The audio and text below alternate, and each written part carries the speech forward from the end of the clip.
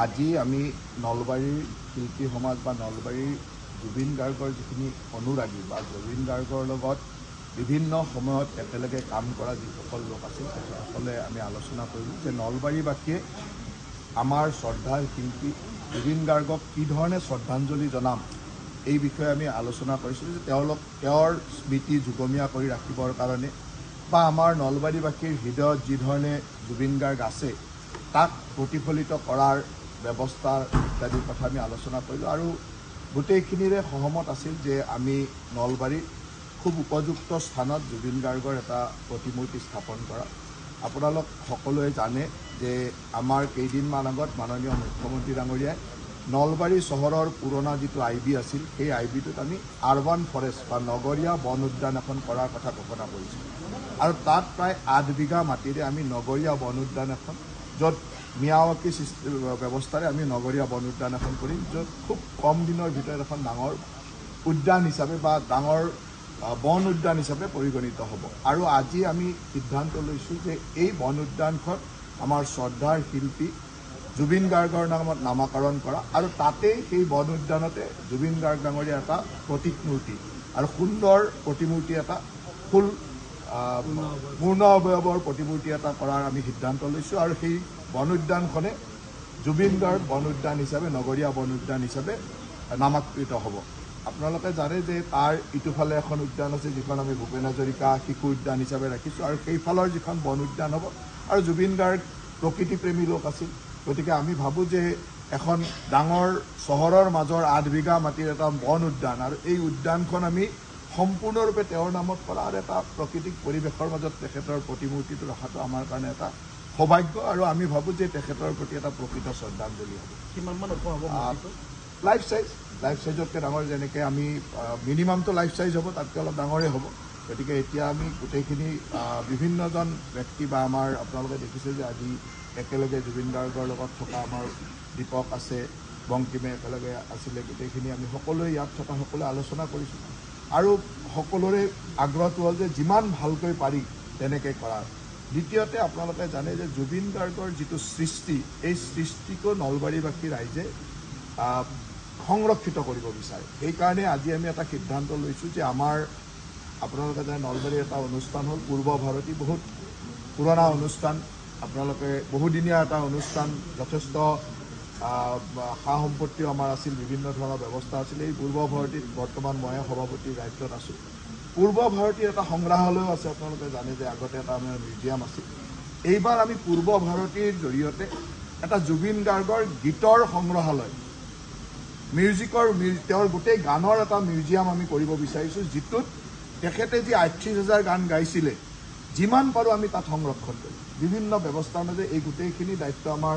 ভাতৃপ্ৰতিম দীপকে ল'ব কাৰণ দীপকৰ লগত যথেষ্ট এই সম্পৰ্ক আছিল গতিকে তেখেতে বিভিন্নজনক যাক জড়িত কৰিব লাগে আমি এটা ট্ৰাষ্টো বনাব বিচাৰিছোঁ সকলোকে তাত সাঙুৰি ল'ম আৰু এই গোটেইখিনিকে লগত লৈ আমি এটা জুবিন গাৰ্গৰ গীতৰ সংগ্ৰহালয় যিটো পূৰ্ব ভাৰতীত হ'ব এতিয়া পূৰ্ব ভাৰতীৰ যিটো সংগ্ৰহালয় আছে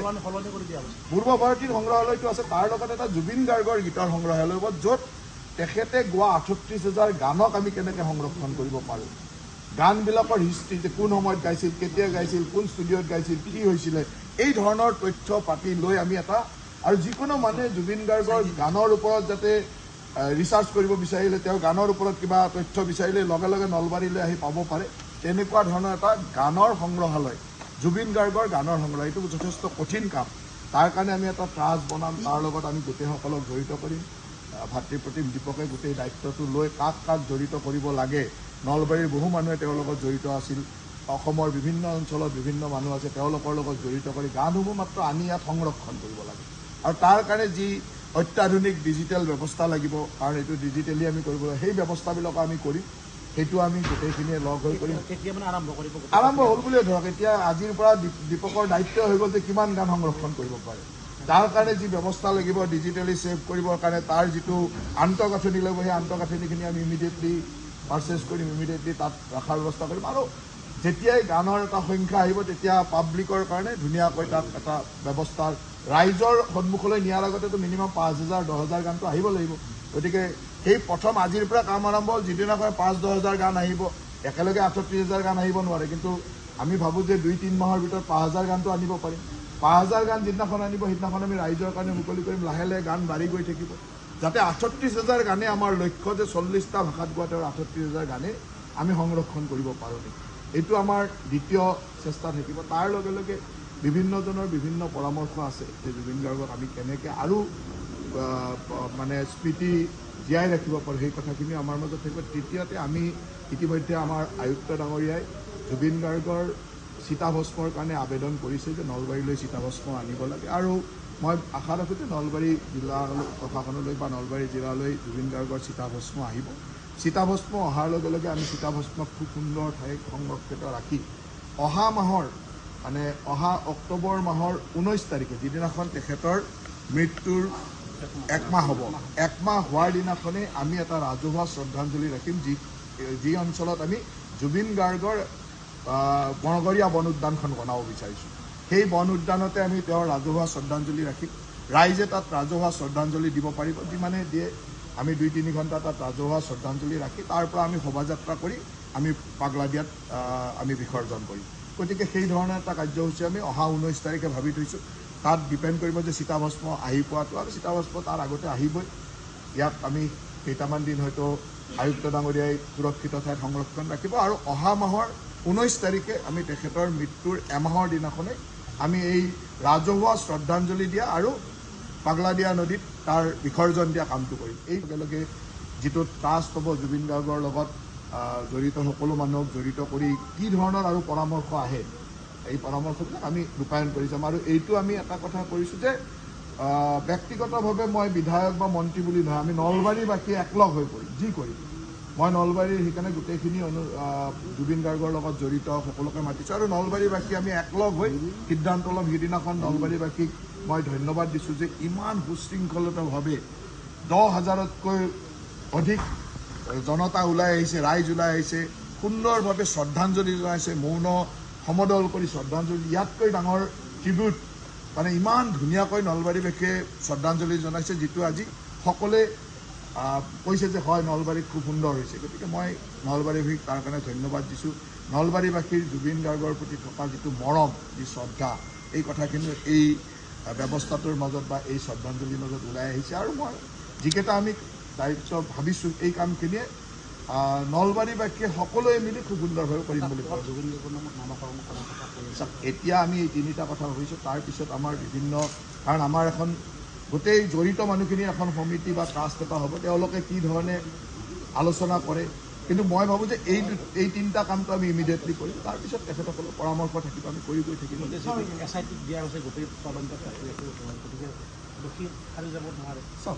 মুখ্যমন্ত্ৰী ডাঙৰীয়াই যি ধৰণে পদক্ষেপ লৈছে আপোনালোকে দেখিছে যে কোনো দোষীয়ে হাৰি যোৱাৰ কথা আহিবই নোৱাৰে আৰু মুখ্যমন্ত্ৰী ডাঙৰীয়াই কৈছে যে আমি এতিয়া SIT গঠন কৰিছোঁ SITয়ে গোটেইখিনি চাব যদি SITৰ ওপৰতো আমাৰ ক'ৰবাত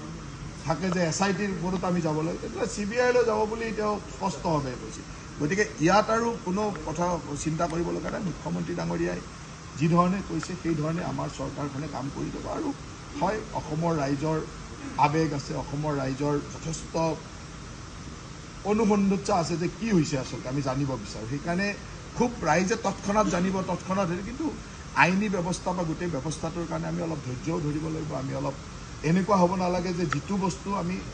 বিচাৰিছোঁ সেইটো আমি পাব লাগে জুবিন গাৰ্গৰ মৃত্যুৰ ন্যায় বিচাৰিছোঁ আমি ন্যায়টো পাব লাগে ন্যায়টো পাবৰ কাৰণে যি কৰিব লাগে অসম চৰকাৰে সিমানেই কৰিব আমি অসমৰ জনসাধাৰণে যি কৰিব লাগে সিমানেই কৰিব সিমানটো কৰিবৰ কাৰণে চৰকাৰ আৰু অসমৰ জনসাধাৰণ একেলগে আছে এতিয়ালৈকেতো আমি আজিৰ যিটো কথা আলোচনা কৰিলোঁ আমি গোটেইখিনি আলোচনা কৰি আমি 3টা সিদ্ধান্ত দিছোঁ তাৰ লগত এইটোও কৈছোঁ যে আমাৰ বাকী কিবা কৰিব লাগিলে আমি সকলোৱে আলোচনা কৰিব পাৰোঁ মই অকলে লোৱা সিদ্ধান্তও নহয় আমি নলবাৰীৰ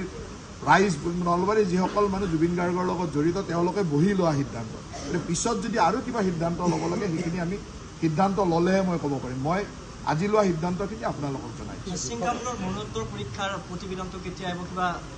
এইটো বিদেশৰ পৰা অহা কথা গতিকে তাৰ এটা ছিষ্টেম থাকিব আৰু যিহেতু আমি গুৱাহাটীতো মৰণোত্তৰ পৰীক্ষা কৰিছোঁ গতিকে 2টা প্ৰতিবেদন আহিব ইয়াৰ এই মৰণোত্তৰ প্ৰতিবেদনেই হওক বা দোষীক প্ৰকৃত দোষীক ধৰিবৰ কাৰণে চৰকাৰে লোৱা ব্যৱস্থাৰ ক্ষেত্ৰত মুখ্যমন্ত্ৰী ডাঙৰীয়াৰ ওপৰত আমি সকলোৱে বিশ্বাস ৰাখিব লাগে আৰু মুখ্যমন্ত্ৰী ডাঙৰীয়াই যি সবল পদক্ষেপ লৈছে ইয়াৰ পৰা আমি